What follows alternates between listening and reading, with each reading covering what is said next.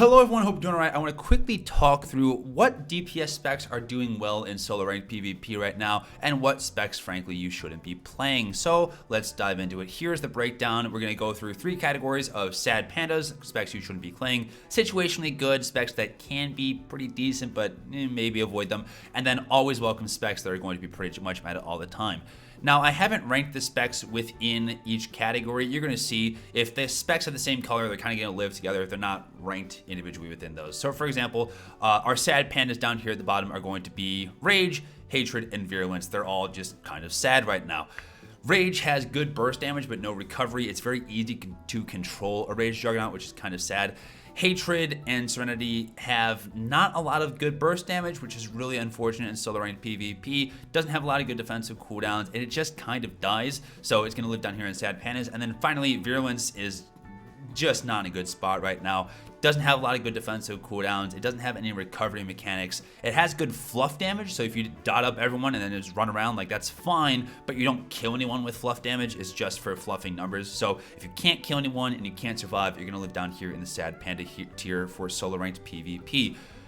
Moving up down the line here, kind of the bottom tier of situationally good is going to be marksmanship and engineering.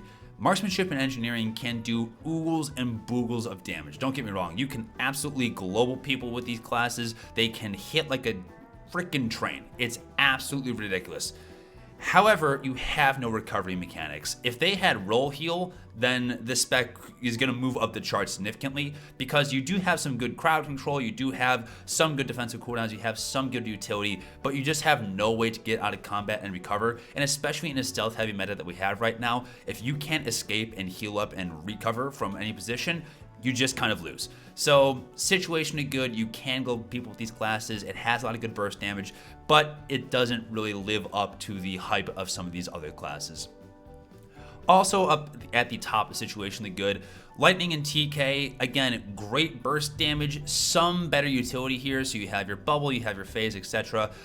However, it doesn't have that natural beefiness that some other classes have. And so if you get tunneled as Lightning or TK, you don't have the same level of self-heals or self-sustain that other classes have. They literally just wait out your bubble, wait out your phase, and then you kind of just die.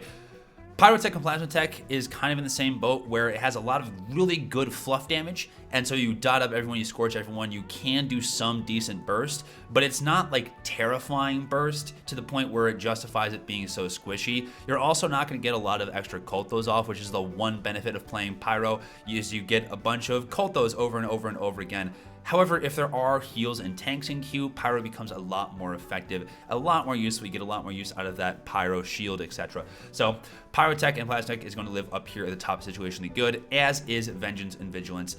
If there are only DPS going on, Venge and Vig is really touch and go. It's not like the super meta class. However, if there are tanks or heals in queue, Venge and Vig can absolutely pump. So kind of depends on what's going on in queue right now. You can run into classes where it's a really sad time, and you can run into matches where it's just you carry the entire game with cut to pieces. So it kind of lives up here at the top of situationally good.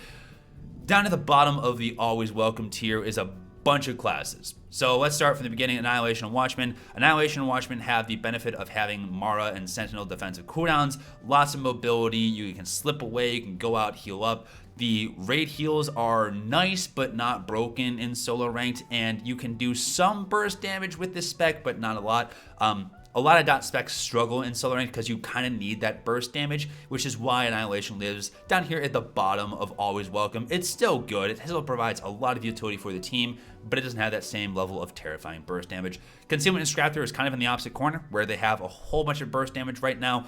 Some good utility, you know, roll is nice, but it doesn't have that same level of defensive cooldowns that make it really immortal like some of the other specs on this list. So it's always welcome to the party, but it's a little bit more vulnerable. AP and Tactics, the burst is just so terrifying that it has to live up here at the bottom of always welcome. You can control and get rid of AP PT over time, but if you make one single mistake, if you mess up once, you just die. So it lives up here at the bottom of always welcome, alongside Innovative Ordnance and Assault Specialist and Arsenal Gun. I'll just loop those two together. The Merc specs are up here because of their defensive cooldowns. They do decent damage, don't get me wrong, but because you have Shield Heal and you have Colto and you have Reflect and Chafe Flare and all the rocket outs, It's going to be welcome to the party. It can be more controlled. You're going to be probably a focus target a whole lot. However, it's still playable inside the meta right now. So to top it all off, they have net.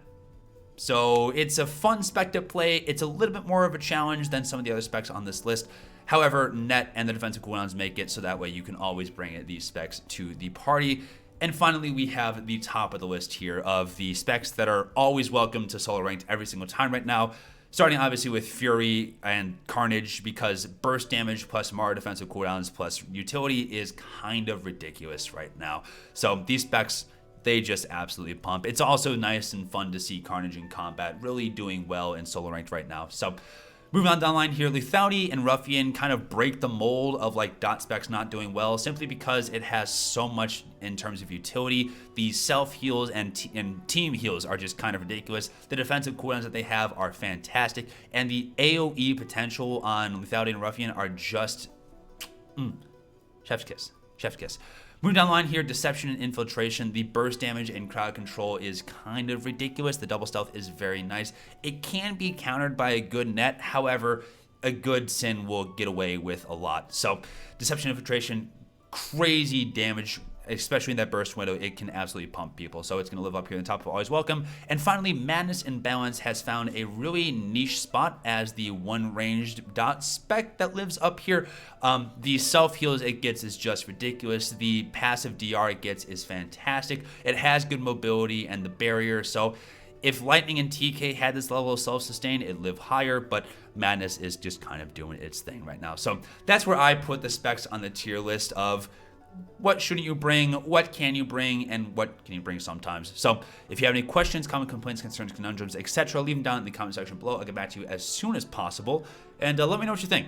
I think that especially for something like solo ranked, when the matches change so frequently, it's hard to put any one spec in like S tier, B tier, A tier, etc. However, this should give you a general idea of what specs you should or possibly should not be bringing to solo ranked. However, you can play whatever you want. This is just a list on the internet. It doesn't hold any inherent value. I still play marksmanship in solo ranked because I like it. I think it's fun. I'm not saying it's the best, but in general, this is how the specs line up. So that's all I have. Hope you guys have a fantastic day, and I'll see you when I see you. Ta-ta.